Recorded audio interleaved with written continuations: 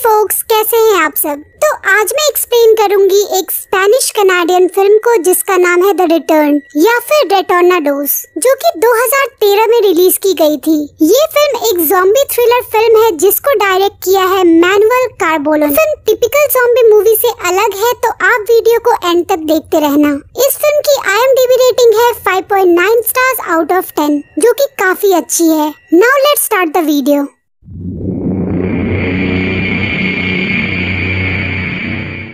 Film की शुरुआत में 1980s का एक सीन दिखाया जाता है, जहां पर हम एक फैमिली को देखते हैं जहां पर एक बच्ची अपनी आंखों के सामने अपने पिता को ज़ॉम्बी में कन्वर्ट होते हुए देखती है, जो कि उसकी मां को काट लेता है। बट वो बच्ची अपने पिता को गन से शूट कर देती है और अपने घर से भाग जाती है। देन फिल्म प्रेजेंट टाइम में आती है, जहां पर हमको केट नामक डॉक्टर दिखाई जाती है, जो कि एक बच्चे को ट्रीट करती है और उसके पेरेंट्स को उसको एक मेडिसिन देने को कहती है फॉर लाइफ टाइम। इस हॉस्पिटल का हेड केट का अच्छा दोस्त था। अब केट से हमको पता चलता है कि ये एक ज़ॉम्बी वायरस है, जो कि कई सालों पहले फैल गया था, जिसके कारण करीब 100 मिलियन लोगों की मौत हुई एंड ऑब्वियसली वो सब ज़ॉम्बीज में कन्वर्ट हो गए थे।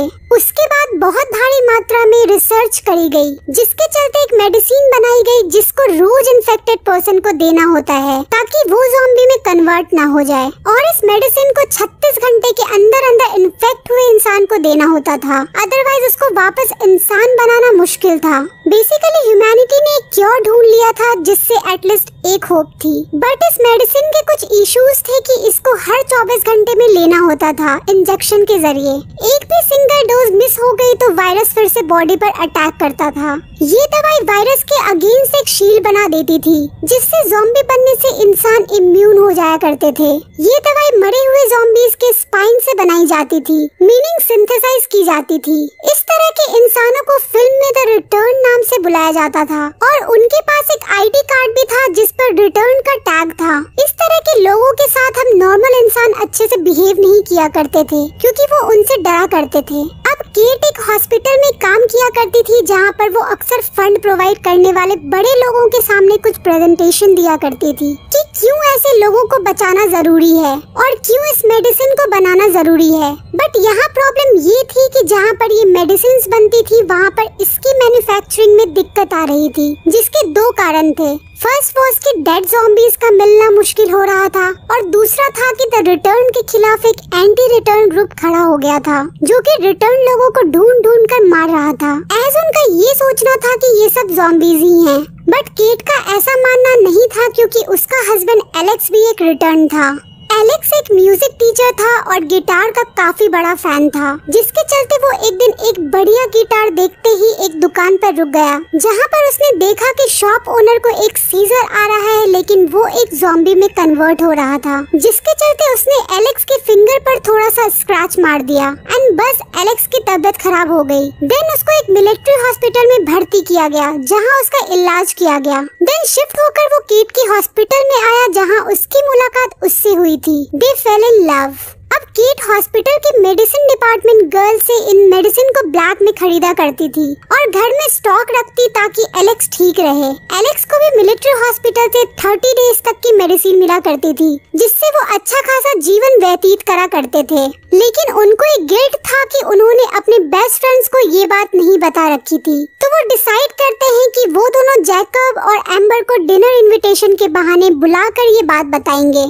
एम्बर एक बुक राइटर थी, जो कि उनको अपनी कहानी सुनाती है कि एक व्यक्ति को ट्यूमर था और उसकी जिंदगी के मात्र 40 दिन ही बचे थे, जिसके चलते वो अगले 40 दिन तक रोज एक व्यक्ति को मारा करता था जस्ट टू फील गुड, और ये देखने के लिए क्या उसको मौत पहले आएगी। लेकिन अल्टीमेटली वही हुआ कि उसकी मौत हो गई। ये सब सुनकर एलेक्स थोड़ा सा अनकंफर्टेबल और खुद को उस जगह इमेजिन करता है, जिसके चलते वो उनको बताता है कि वो द रिटर्न कैसे बना। जेकब एलेक्स का 25 साल से दोस्त था, जिसके चलते वो उसको एक्सेप्ट कर लेता है। इनफैक्ट वो दोनों ही इस चीज को लेकर कुछ रिएक्ट नहीं करते।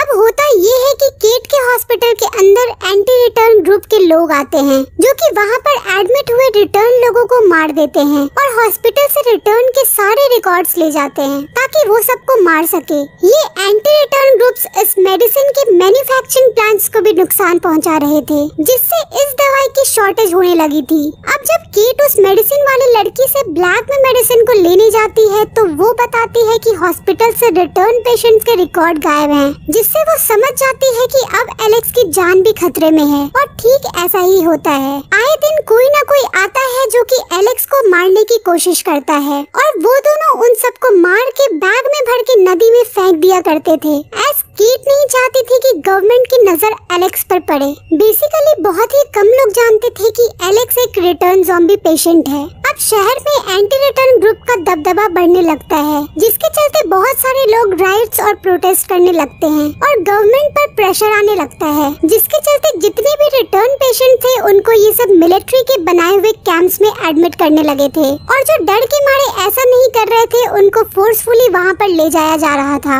इन सबको देखते हुए जैकब और एम्बर उनके साथ बड़े काइंड बनते हैं और उनको टाउन के बाहर अपने साथ रहने के लिए ले जाते हैं, जिनका घर बहुत ही शानदार था। वो दोनों ही काफी अमीर थे। एलेक्स मिलिट्री कैंप और इन मर्डर्स दोनों से ही बच जाता है। एस केट पुलिस को किसी और की डेड बॉडी जाकर दिखा देती है और वो सब यकीन भी कर लेते हैं, क्योंकि डेड बॉडी 30 इयर्स के मेल की थी और हेड पर बुलेट फायर का घाव था, जो कि केट की बताई हुई कहानी से मिलता जुलता था। अब केट फिर से मेडिसिन डिपार्टमेंट गर्ल से मिलने जाती है, जिसने 60 मोर मेडिसिन की डोजेस तैयार कर रखी थी। बट यहाँ पर केट को शॉक तब लगता है जब वो देखती है वो लड़की मारी जा चुकी है।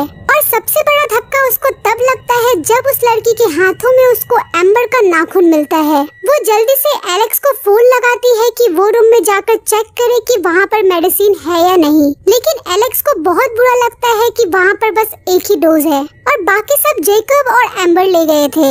ऐसा इसलिए क्योंकि एम्बर इन्फेक्टेड थी। उन दोनों का ही ये प्लान था कि वो एलेक्स की सारी मेडिसिन लेकर भाग जाएंगे। हालांकि गवर्नमेंट एक प्रॉपर मेडिसिन के लिए काम कर रही थी, लेकिन उनके पास पेशेंट्स की कमी थी। जेकब एलेक्स को फोन भी करता है कि ये सब उसने एम्बर के लिए किया है और वो काफी शर्मिंदा है। एलेक्स जेकब को ये कहता है कि उसको वो बस 7-8 डोजेस दे ताकि वो केट को प्रॉपरली गुड बाय कर पाए और वो मरने के लिए अभी रेडी नहीं है। लेकिन जेकब उसकी एक नहीं सुनता और वो फोन काट देता है। केट अब सीधा हॉस्पिटल जाकर अपने सीनियर को पूरी बात बताती है, जिसके चलते वो कहता है कि उसको ये सब पहले इन्फॉर्म करना चाहिए था। पर केट का कहना था कि यहाँ सब लोग उसका मजाक बनाते हैं और एलेक्स को अलग तरह से ट्रीट करते, जिसके चलते उसने किसी को कुछ नहीं बताया। इनफैक्ट उस मेडिसिन डिपार्टमेंट वाली लड़की को भी ये नहीं पता था। उसने पूरा इल्जाम खुद पर ही ले लिया था। केट उसके सामने बैक करने लगती है, जिसके चलते वो उसको एक सीक्रेट लैब में ले जाता है जहाँ पर 50 मोर डोजेस थी। उनको देखकर वो बहुत खुश होती है और अपने सीनियर को थैंक यू बोलती है। वो खुश होकर ये डोजेस लेकर आ ही रही थी कि तभी वहाँ पर प्रोटेस्ट में उस बच्चे का पिता केट का पीछा करता है, जिसको शुरुआत में केट ने ठीक किया था। अब उसके पास भी ये मेडिसिन नहीं थी, तो वो केट से ये मेडिसिन छीन कर भागने लगता है, जिसके चलते केट उसको रोकने के लिए उसका एक्सीडेंट कर देती है। बट उस दौरान ये मेडिसिन भी टूट जाती हैं और एलेक्स केट का सपना भी। वो दोनों खुश थे कि कम से कम 50 दिन तक वो सही रहेगा, जिस बीच गवर्नमेंट कुछ न कुछ कर ही लेगी। एलेक्स इस बीच समझ जाता है कि कुछ न कुछ गड़बड़ है, तो वो खुद के लिए चेन्स खरीदने जाता है, जिस दौरान उसको वहाँ पर कुछ ज़ॉम्बीज मिलते हैं, जिनको वो गोली मार देता है। एलेक्स अपने अपार्टमेंट के स्टूडियो में खुद को चेन से बांध लेता है ताकि वो केट को कुछ न कर पाए। अब केट घर पर खाली हाथ आती है और वो दोनों ही एक दूसरे को हग कर लेते हैं। बट एलेक्स खुद को गोली मारने को कहता है, जिसके चलते केट को याद आता है कि कैसे बचपन में उसकी माँ ने भी उसको गोली मारने को कहा था, बट वो वहाँ से भाग गई थी। जी हाँ, शुरुआत में जो लड़की थी वो केट ही थी, जिसके माँ बाप ज़ॉम्बीज में तब्दील हो गए थे। खैर इस बार वो नहीं भागती और ऑफ स्क्रीन में एलेक्स को गोली मार देती है और अपना सामान लेकर नीचे आ जाती है। और तभी उसको हॉस्पिटल चीफ यानी उसका सीनियर आकर बताता है कि गवर्नमेंट ने इस वायरस का तोड़ निकाल लिया है और वो कल से सबको एंटीडोट देना शुरू करने वाला है। असल में उसका सीनियर उसको मॉर्निंग से ही कॉल कर रहा था, लेकिन वो इतनी टूटी हुई थी कि उसने फोन ही नहीं उठाया और न ही न्यूज सुनी और न ही बाहर क्रैकर्स जलते हुए देखे। तभी ये सुनते ही केट अपने घुटनों पर बैठ जाती है इस गिल्ट में कि ये उसने क्या कर दिया। एज उसके पास अभी भी 36 घंटे थे। ऐसी बीमारी 36 घंटे में फैलती है, तो अगर वो थोड़ा सा रुक जाती तो एलेक्स वापस इंसान बन सकता था। अब फाइनल सीन्स में हमको नजर आता है कि कुछ महीने बाद केट उस घर में शिफ्ट हो रही है जहां वो हमेशा से एलेक्स के साथ रहना चाहती थी, ड्रीम हाउस। केट यहाँ पर प्रेग्नेंट थी और पूरी तरह से बदले की भावना में भरी थी। आज हम देखते हैं कि उसने वॉल पर जेकब, एम्बर और काफी सारे लोगों के फोटोज और लोकेशन लगा रखी है। उसके पास वो गन भी है जिससे एलेक्स ने सबसे पहले एंटी रिटर्न ग्रुप को मारा था। बेसिकली अब वो एंटी रिटर्न ग्रुप की भी एंटी बन जाती है जिन्होंने एलेक्स और उसके जैसे लोगों को मारा, और मूवी यहीं पर खत्म हो जाती है। तो दोस्तों ये थी रिटर्न फिल्म की एक्सप्लेनेशन। उम्मीद करती हूँ आपको ये कॉन्सेप्ट पसंद आया होगा।